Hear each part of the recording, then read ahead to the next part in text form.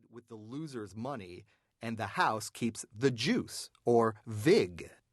Ideally, when the Patriots play the Panthers, Joe Bookmaker's clients collectively bet $550,000 to win $500,000 on New England and $550,000 to win $500,000 on Carolina. Unless the game ends in a point spread tie or push, for example, the line is 3 and the final score is 20-17, a 3-point differential, Joe Bookmaker collects $550,000 from the losers, pays $500,000 to the winners, and keeps $50,000 for his trouble. It's a very nice business, particularly because the combination of an accurate line, a point spread that accurately expresses the disparity between two teams, and the 11-10 juice is almost impossible to overcome.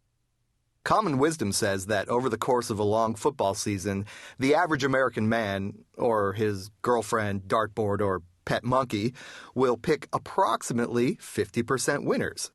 Thanks to the juice, the only one who profits in this scenario is Joe Bookmaker. In fact, sports bettors must pick 52.4% winners just to break even. The line is generated by highly paid consultants in Las Vegas and the Caribbean who weigh the relative strengths of the teams and, more important, the public's perception of those strengths.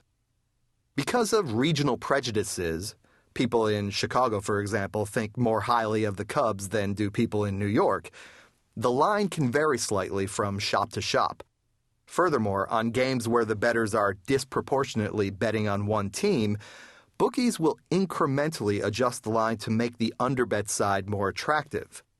Thanks to the general brilliance and accuracy of the point spreads, gamblers who can consistently beat Joe Bookmaker are as rare as honest politicians. But it can be done. The bookies fear and despise a tiny coterie of professional bettors known as wise guys, or the sharps. Fewer than 0.0001% of gamblers, the proverbial 1 in a million, are able to consistently pick point spread winners. But there are betting syndicates privy to the most up-to-date information on injuries, weather, game plans, and, most important, the real power of the teams involved. These wise guys are often able to derive a more precise, more accurate, more valuable point spread line than the odds makers. Essentially, they create their own theoretical line on the same slate of games offered by the bookmakers. Then they compare their numbers against the bookies. When the sharp players spot a discrepancy between their line and the one the bookies are offering, they bet. A lot. Hundreds of thousands of dollars, sometimes as much as $1 million on a single game.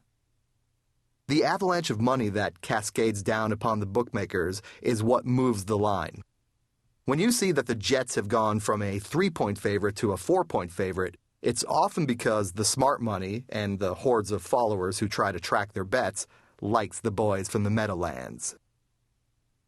The MIT blackjack team made famous in bringing down the house are small-timers compared with the biggest sports bettors.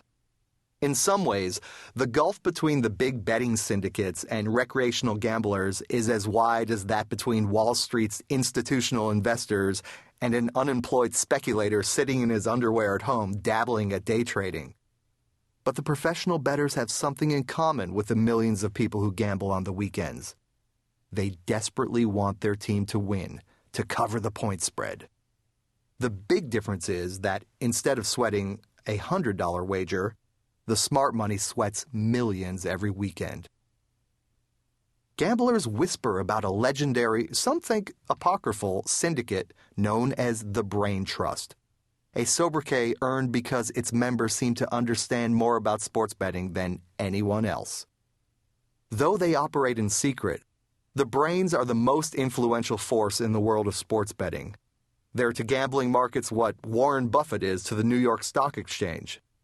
Everyone involved in sports gambling wants to know what the brains are doing, which matchups they favor, which teams they're investing in on any given weekend. Everyone who bets on sports, From the degenerate action junkie to the half-sharp sports fiend who watches ESPN 16 hours a day. From small-time professionals to big-time bookies.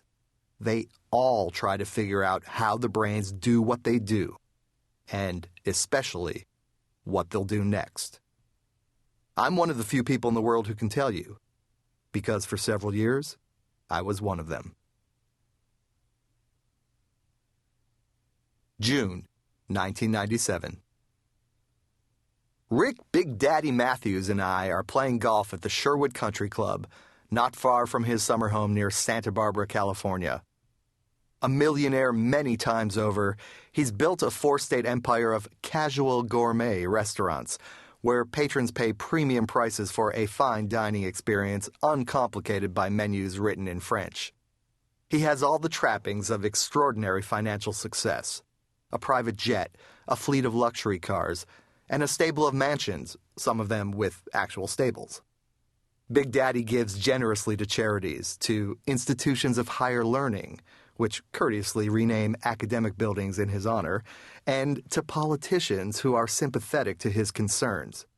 The man is a vital member of society. And he got where he is by taking a gamble. Actually, thousands of them. The restaurants, the mansions, the ear of the senator, the whole towering monument to the American dream is built on a foundation of bet-making. Not wagering on the stock market or an obscure foreign currency, but the kind of gambling most citizens of the United States can vaguely understand from first-hand experience. Big Daddy Matthews made his fortune betting on sports. His name isn't well known, but Rick's prowess at prognosticating football games is famous. Even the hacks at my golf club in Los Angeles, who participate in a weekly pool, know that there are supposedly a few guys who can beat the point spreads consistently. My golf buddies have never met any of these wizards and couldn't tell you what they look like. But the boys like to repeat the rumor that there's a genius in Las Vegas who's built his multi-million-dollar restaurant empire with capital earned from his sports betting exploits. To the gambling cognoscenti, Rick Matthews is no rumor. He's credited as the emperor of an operation that inspires fear in bookies and jealousy in aspiring professional punters. He's the Michael Jordan of the wagering business, a man to whom the cliché living legend may be applied without embarrassment. One man moves the Vegas line. One man influences the way millions of people bet on sports. One man is a celebrity in a milieu otherwise devoid of stars. Knowing I was eager to meet the legend for an interview I hoped to publish in a national magazine, a friend of a friend, another member of the secretive fraternity of professional gamblers, introduced me to Rick Matthews. Before I shook Rick's hand and proposed that he allow me to include his tale in a book I was researching, my friend warned me about Rick Matthews. The guy is totally charming, a real sweetheart. But don't let the Southern gentleman deal fool you. When it comes to getting the best of it, the guy's a stone-cold killer. You've heard of ice water in the veins? Rick Matthews has liquid nitrogen. On the sixth tee, I watched Matthews hit a towering drive, an elegant parabola that rockets out to the right and slowly curls back to the left, coming to rest 300 yards in the distance, bisecting the fairway. It's the kind of golf shot I hit regularly, in my fantasies. Now nearing 60, Rick can still shoot in the 70s. And since there's almost no amount of money he won't play for, it's impossible to make him nervous. When you're dealing with a fellow who regularly wagers $1 million on a football game, detecting a racing heartbeat during a friendly golf match is awfully difficult. So I've got no chance of winning today, not a prayer. Even against me, a 9 handicap with a piddling bankroll, the old hustler is loath to give away even the slightest edge. To make a fair match, I know I should be getting at least 3 shots aside. Rick insists on only giving me 2. That's too generous, he complains. We're playing for $20. I wonder, does Big Daddy love to win? Or is he pathologically afraid of losing? When I meet Rick Matthews in the summer of 1997, I'm 32, moderately successful by the standards of